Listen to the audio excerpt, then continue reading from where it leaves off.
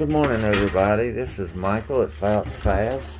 I wanted to talk to you guys a little bit about this job before we go into the home. I'm not going to be able to say the things I want to say in front of the customer and keep the peace.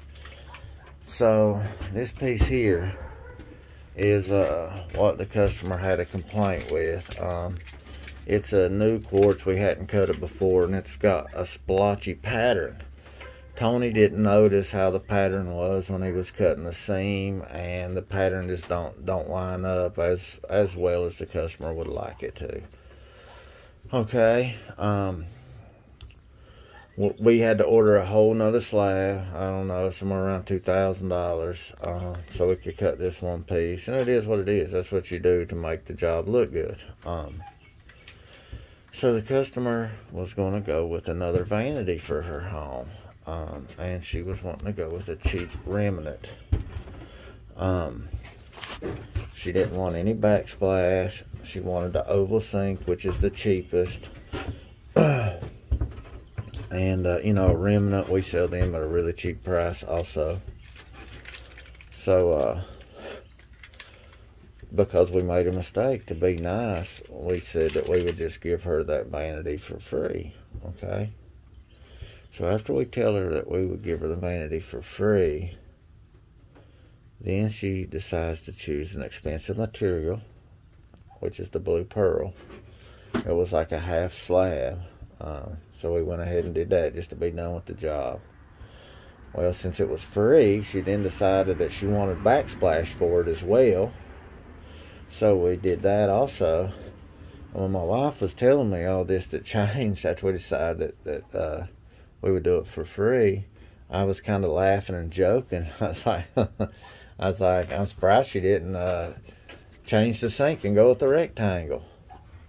And my wife was like, oh, I forgot to tell you, she did. She decided she wanted a rectangle because the rectangle is about, the sink itself's double the price of the oval, but the fabrication price is about double. I can cut, fab, and polish an oval in about 30 to 40 minutes flat. A rectangle, you're looking at 2.5 hours at least. So we called yesterday to let her know we was coming also. We didn't get no reply back or anything. So we contacted her this morning to let her know we're coming. It takes forever to get a reply back. Well, when we do, she says she didn't have time to unhook the plumbing or tear out the vanity that we're replacing because we didn't give her enough notice. So now, not only did we do all this for the vanity for free, we're also having to do the tear out for free.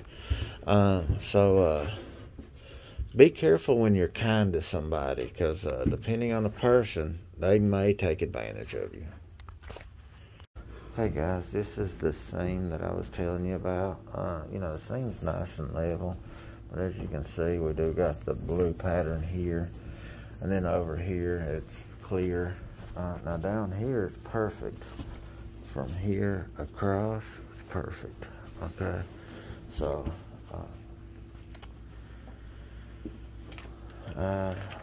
probably a third of the way up, it's perfect, and we got that. But this material has just got those splotches on it. But you know, I can understand that. All right, when you got a situation like this, guys, you're gonna have to heat up this seam here. You know, if the seam wasn't so good, it would be easier to do, but since we did a nice tight seam, it's going to be difficult. So we're going to take the drawers out so that we can get underneath.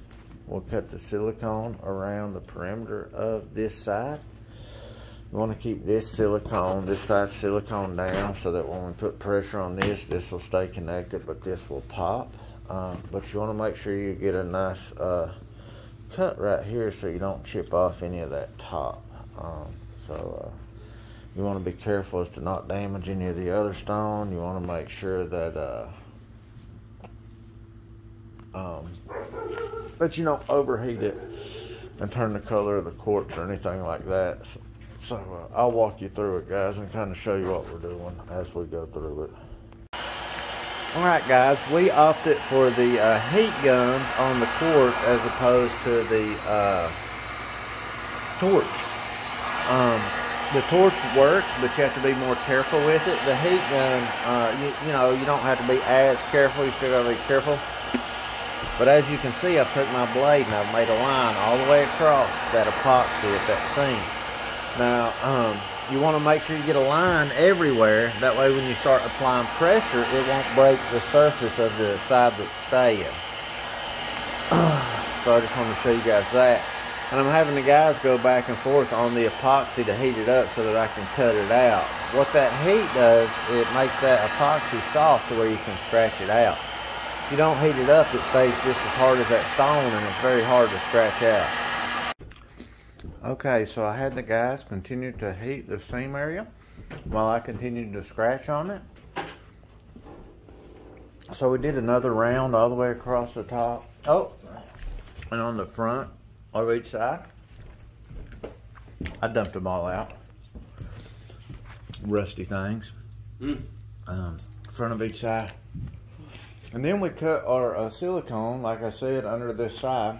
So once I knew I had scratched enough out and I wasn't concerned of popping the surface over here, I went ahead and put some shims over here and started applying a little bit of pressure just to see what happened. I heard the silicone pop a bit, and then I heard another pop, and I went and looked, and I think we separated, and I think we had the best case scenario. We separated, no damage to really either side. So right here in a second, I'm going to try to just pull it apart and see if that was what I heard, and see if we're in good shape or not. The main thing, you don't want to cause any more damage while you're tearing out. That's the problem a lot of people have. They go to tear out and they cause damage to other areas. So I'm just going to pull straight back. I'm not going to pull to one side or the other and maybe chip a corner. I'm just going to pull straight back and see if I've got separation. Alright. It's not pulling back, but I can go up. So I'm good. Bam. Alrighty. So we got separation. It worked out really well. You can see the epoxy there. You can see the epoxy on that side as well. So we're good to go, guys. We're gonna go ahead and take this out. We're gonna clean up this other side, and then we'll get the other piece in here. Alright guys, we've tore out the bathroom vanity with the exception of unhooking the plumbing. Okay guys, another thing that you absolutely positively want to do before you put any seam together on white or light colored quartz, even if it's like a light gray or something, you want to spray that seam with denatured alcohol. Get you a rag, and you want to make sure you clean it and get it just as clean as you possibly can. And that's going to give you the nicest seam possible. You don't want any dirt or anything like that showing through on that seam. Alright guys, so I'm going to go ahead and put this seam together. I went ahead and mixed it up. Once you do enough colors, you know what colors to use. Like, of course it's a whitish color, but your secondary color is that gray veining. So believe it or not, you start out and you put a lot of white in it, and then you'll just put a hair of gray in there, and that's going to give you the color you want, hopefully. So you want to mix your hardener up in here really good. You want to make sure you get a really good mix. As you can see, I have got my Gorilla Grips set up over here. I always plug them in and make sure I got power before I put the accelerator to my epoxy. Because you don't want to be running around looking for power and all that while your epoxy is setting up on you. And you want to get the right amount of accelerator in there. And it's going to change the winter and summer and all that. So I've got a good amount in here right now. Got it mixed up real good. If you'll notice, I'm using a shim to put my epoxy in here. That's because a metal putty knife will put dark marks on the quartz, so you don't want to use that. You have to use the shim. And as you can already see, my color is pretty much money.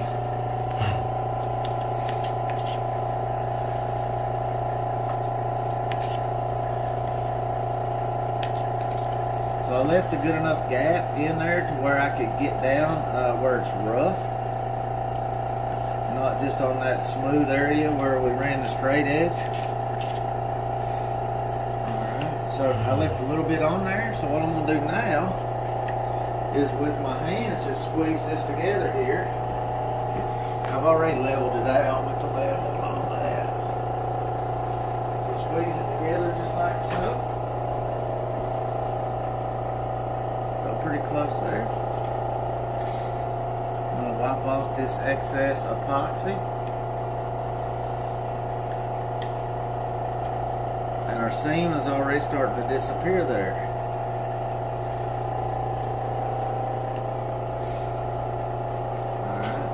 So you're going to feel on both sides how close you are. So I need to bump it a little bit that way. But you got to be fast when you're doing this because you don't want it to set up on you.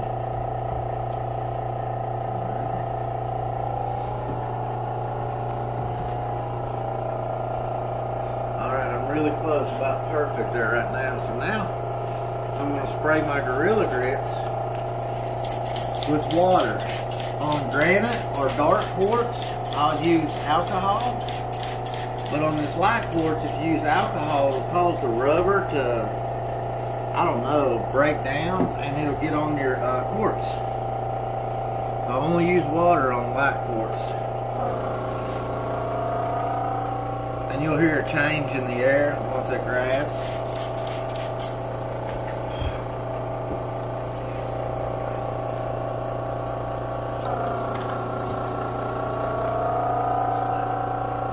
Both grabbed.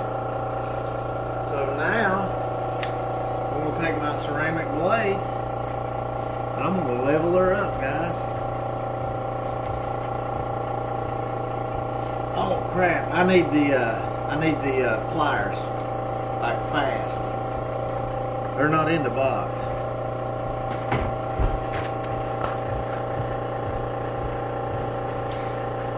As you can see, some of my pieces to my Gorilla Grip have broken off. So I need some pliers to adjust them.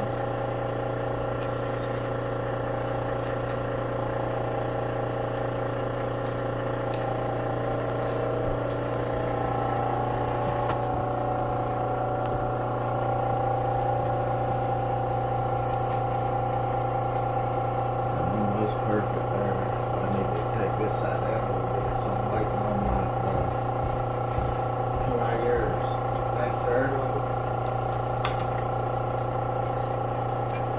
Then take the pliers, and then my hand I'll tighten it down so I feel it touch the strong. And then we'll use our pliers. So I'm about perfect there now. Just need a touch more here.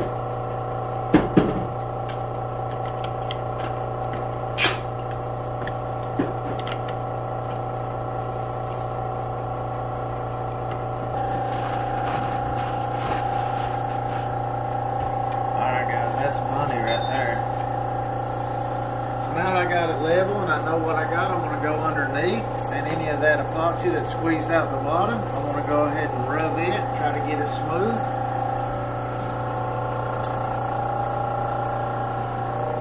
So that shows you got a good amount of epoxy in there. Just want to rub that, try to get it smooth.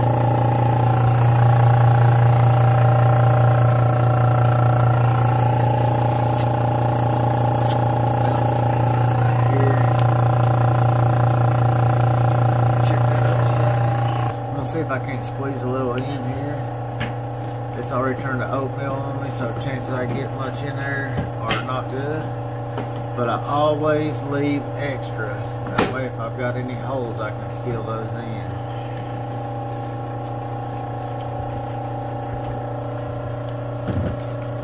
Once it gets to the oatmeal, it's hard to mess with. What I mean by oatmeal, guys, you see that? It looks like oatmeal. It means it's almost set up.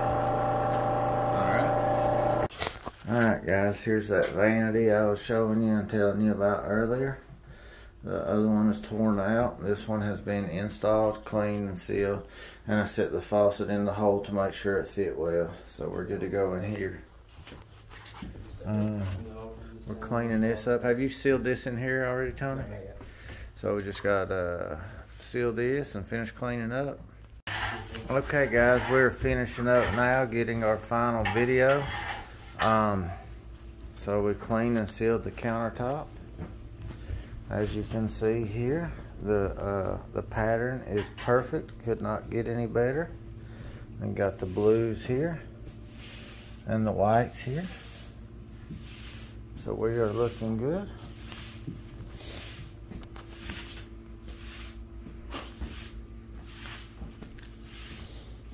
It is perfect.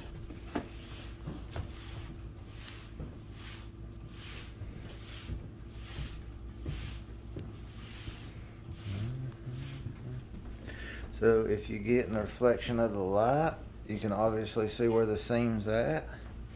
And because you can't surface polish quartz, you can always feel it a little bit, but I think it looks fantastic. So we're sweeping up our mess and we are getting out of here, guys. I'm gonna take a few photos and be on our way.